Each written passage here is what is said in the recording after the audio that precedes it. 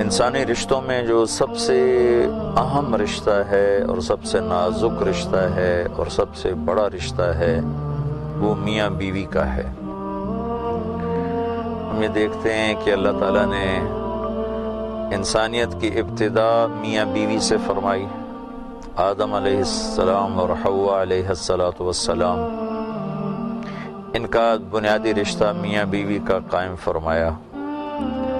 اس سے پھر آگے رشتے وجود میں آئے۔ جب اولاد ہوئی تو یہ ماں باپ بن گئے، جب شادیاں ہوئیں یہ سسرال بن گئے، جب آگے ان کی اولاد ہوئی تو یہ دادا دادی بن گئے، نانا نانی بن گئے۔ تو بنیادی رشتہ جو ہمیں نظر آتا ہے بنی نوع انسان میں وہ میاں اور بیوی کا ہے۔ انتہا پر جا کر بھی یہی رشتہ نظر آتا ہے کہ جنت میں اللہ تعالیٰ اپنے فضل کرم سے ہم سب کو پہنچائے، ساری کلمہ گو امت کو اللہ تعالیٰ پہنچائے۔ وہاں بھی جو زندگی کو اللہ تعالیٰ نے گھمایا ہے تو میاں بیوی کے گرد ہی گھمایا ہے کہ جنت میں ہر ایک اپنی بیوی کے ساتھ ہوگا اور ہر عورت اپنے خامند کے ساتھ ہوگی۔ ویسے تو آپس میں ملنا ملانا، قریب قریب رہنا سب کچھ ہوگا۔ جنات عدن يدخلونها ومن صلح من آبائهم وأزواجهم وذرياتهم والملائكة يدخلون عليهم من كل باب۔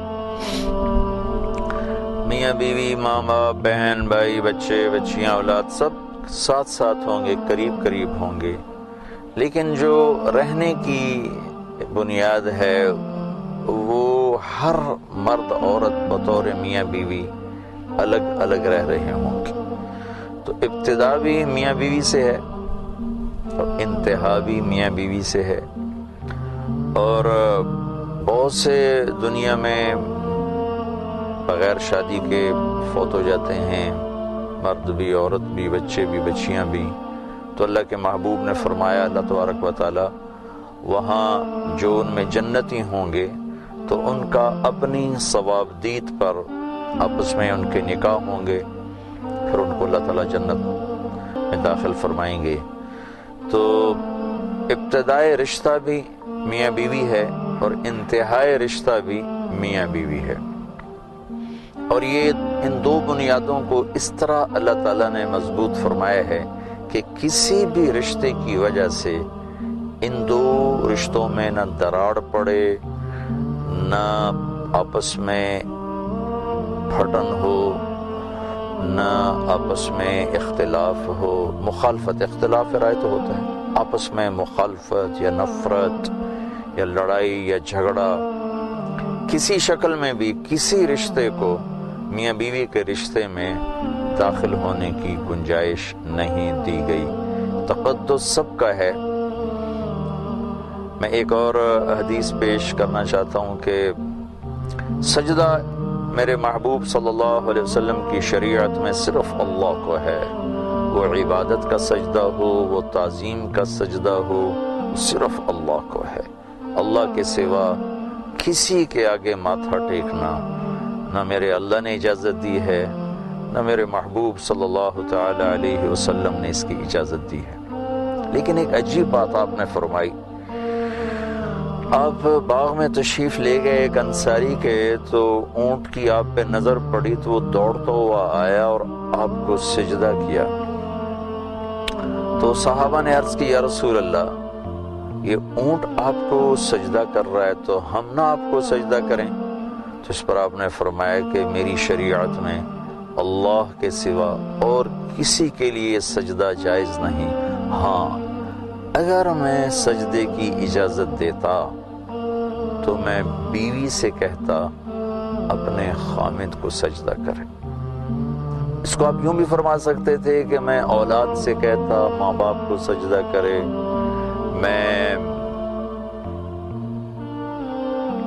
بیٹے سے کہتا کہ وہ ماں کو سجدہ کرے، باپ کو سجدہ کرے۔ باقی جتنے بھی رشتے ہیں وہ سارے ہی بڑے مقدس ہے، اور ماں باپ کا رشتہ سب سے مقدس ہے، لیکن جو عظمت ہے اور جس نے برقرار رہنا ہے، جس پر نسل انسانی نے آگے چلنا ہے، تو اللہ تعالیٰ کے محبوب نے اس کو فوکس فرمایا اور یوں فرمایا، اگر سجدہ جائز ہوتا تو میں بیوی سے کہتا اپنے خامند کو سجدہ کرے۔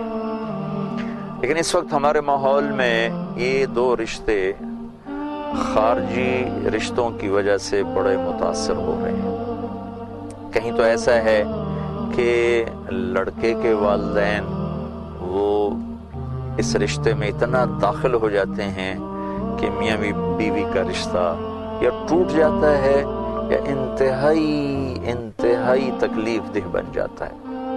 کہیں لڑکی کے والدین وہ اتنا داخل ہو جاتے ہیں کہ یہ رشتہ پھیکا پڑ جاتا ہے، ٹوٹ جاتا ہے، مقدر ہو جاتا ہے، خراب ہو جاتا ہے۔ شادی کے بعد بیوی کے ذمے سب سے بڑی ہستی جس کو اس نے خوش رکھنا ہے اور راضی رکھنا ہے اس کا خامند ہے، لیکن بہت سی بچیاں ماں باپ اور اپنے میکے کے تاثر میں آ کر اپنا گھر خراب کر بیٹھتی ہیں، اور اسی طرح بہت سے بچے میری ماں ہے، میرا باپ ہے، میری بہنیں ہیں، ان سے متاثر ہو کر وہ اپنا گھر خراب کر بیٹھتے ہیں۔ ماں باپ کو عزت دینا ذمہ ہے، بچہ اپنے ماں باپ کو عزت دے، بچی اپنے ماں باپ کو عزت دے، خامد اپنے رشتہ داروں کو عزت دے، بیوی اپنے رشتہ داروں کو عزت دے، لیکن ان دونوں کے جو رشتے ہیں وہ ان کے آپس کے رشتے کو متاثر نہ کریں، ان میں پھوٹ نہ پڑے، ان میں جھگڑا نہ ہو، اس کا سبب نہ بنے۔ اور یہ بات میں بڑے دکھ سے کہتا ہوں کہ یہ سب کچھ میرے دیس میں ہو رہا ہے، یہاں تک کہ اولاد بھی ایسی جگہ نہ پکڑے دل میں کہ باپ اولاد کی وجہ سے بیوی کو بے عزت کر رہا ہو، یا بیوی اولاد کی وجہ سے اپنے خامند کے مرتبے کو گھٹا رہی ہو۔ بہت سی مائیں اپنے بچوں کی محبت میں خامند کی حق تلفی کرتی ہیں، بہت سے والد اپنے بچوں کی محبت میں بیوی کی حق تلفی کرتے ہیں۔ ان دونوں کی بھی گنجائش نہیں ہے۔ بچے ماں باپ کی طفیل ہیں، ان کو اتنا اپنے رشتے میں داخل نہ ہونے دیا جائے جس سے میاں بیوی کا رشتہ ٹوٹ جائے یا اس میں کوئی کمی آئے یا اس میں کوئی تعلق کی خرابی آئے۔ اللہ تعالیٰ نے ایک گھر کو باقی رکھنے کے لیے سینکڑوں آیات اتاری ہیں، اور آخر میں ایک فقہا کی بات نقل کرتا ہوں کہ ایک شخص یوں کہتا ہے کہ انشاءاللہ میرا یہ پلاٹ مسجد کے لیے وقف ہے، وہ انشاءاللہ کہتا ہے، اگر اللہ چاہے تو۔ وہ فقہا فرماتے ہیں کہ اب یہ اس کا پلاٹ وقف ہو گیا، اب یہ واپس نہیں لے سکتا۔ لیکن یہی شخص اگر یوں کہے کہ انشاءاللہ میری بیوی کو طلاق ہے، تو فقہا فرماتے ہیں کہ یہ طلاق نہیں ہوگی، کیونکہ اس نے اس کو مشروط کیا ہے اللہ کی منشا کے ساتھ کہ اگر اللہ چاہے انشاءاللہ تو میری بیوی کو طلاق، اور اللہ ہرگز نہیں چاہتے کہ کوئی شخص اپنی بیوی کو طلاق دے، تو لہٰذا یہ طلاق نہیں ہوگی۔ اللہ کے محبوب صلی اللہ تعالی علیہ وسلم نے ارشاد فرمایا، علی طلاق سے بچنا، جب بے جا بغیر کسی سبب کے طلاق دی جاتی ہے تو اللہ کا عرش کانپ اٹھتا ہے۔ اللہ تعالیٰ اس رشتے کو اللہ تعالیٰ نے بہت خوبصورت بنایا ہے، اور میں اپنے سارے سننے والوں سے کہوں گا اسے خوبصورت بنانے کی کوشش کریں۔ دائیں بائیں رشتوں کی قدر اپنی جگہ پر ہے، لیکن وہ اتنے داخل نہ ہوں کہ میاں بیوی کی زندگی مقدر ہو جائے، خراب ہو جائے، اور اس میں بدمزگی پیدا ہو۔ ایسا نہ ہونے پائے تو زندگی بہت خوبصورت ہوگی، اور آگے اولاد پر بھی اس کے اثر ہوں گے، دونوں طرف کے خاندانوں پر اس کے خوبصورت اثر پڑیں گے۔ اللہ تعالیٰ مجھے آپ کو عمل کی توفیق بخشے۔ السلام علیکم۔